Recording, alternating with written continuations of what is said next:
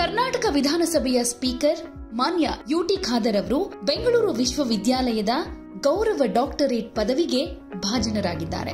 ಈ ಘಟಿಕೋತ್ಸವ ಕಾರ್ಯಕ್ರಮ 8ನೇ ತಾರೀಕು ನಡೆದಿದೆ.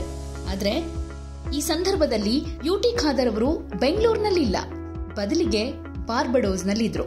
ಅವ್ರು ಇಲ್ದಿದ್ರು ಕೂಡ ಅದ್ ಹೇಗೆ ಪ್ರಶಸ್ತಿಯನ್ನ ಸ್ವೀಕಾರ ಮಾಡಿದ್ರು ಅನ್ನುವಂತ ಪ್ರಶ್ನೆ ನಿಮ್ಮನ್ನ ಕಾಡ್ತಾ ಇರಬಹುದಲ್ವಾ?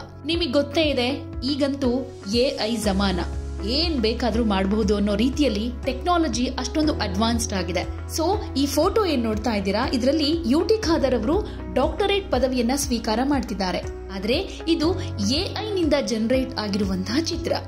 ಅವರ ಉಪಸ್ಥಿತಿ ಇಲ್ಲದೆ ಇದ್ರೂ ಕೂಡ ಯುಟಿ ಖಾದರ್ ಅವರ ಒಂದಷ್ಟು ಅಭಿಮಾನಿಗಳು ಈ ರೀತಿ AI ನಿಂದ ಜನರೇಟ್ ಮಾಡಿರೋ ಫೋಟೋವನ್ನ ಹಾಕೊಂಡು ಶುಭಾಶಯವನ್ನ ಕೋರ್ತಿದ್ದಾರೆ. ಅಷ್ಟಕ್ಕೂ ಬಾರ್ಬಡೋಸ್ನಲ್ಲಿ ಯುಟಿ ಖಾದರ್ ಅವರು ಯಾಕಿದ್ದಾರೆ ಅಂತ ಹೇಳೋದಾದ್ರೆ, ಅಕ್ಟೋಬರ್ 5ರಿಂದ ಶುರುವಾಗಿರೋ ಅಕ್ಟೋಬರ್ 12ರ ತನಕ ನಡೆಯುವಂತಹ 68ನೇ ಕಾಮನ್ವೆಲ್ತ್ ಸಂಸದೀಯ ಸಮ್ಮೇಳನದಲ್ಲಿ ಭಾಗಿಯಾಗುವುದಕ್ಕೆ ವಿವಿಧ ರಾಜ್ಯಗಳ ವಿಧಾನಸಭಾ ಸ್ಪೀಕರ್ಗಳು, ಸಂಸದರೆಲ್ಲರೂ ಕೂಡ ಅಲ್ಲಿ ಭಾಗಿಯಾಗಿದ್ದಾರೆ.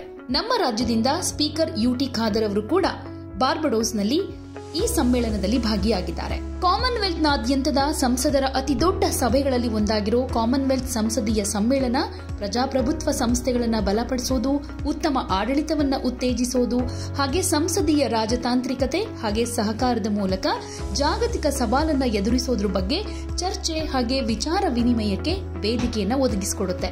ಈ ಸಮ್ಮೇಳನದಲ್ಲಿ ನಮ್ಮ ರಾಜ್ಯದಿಂದ ಮಾನ್ಯ ಯುಟಿ ಖಾದರ್ ಅವರು ಭಾಗಿಯಾಗಿದ್ದಾರೆ.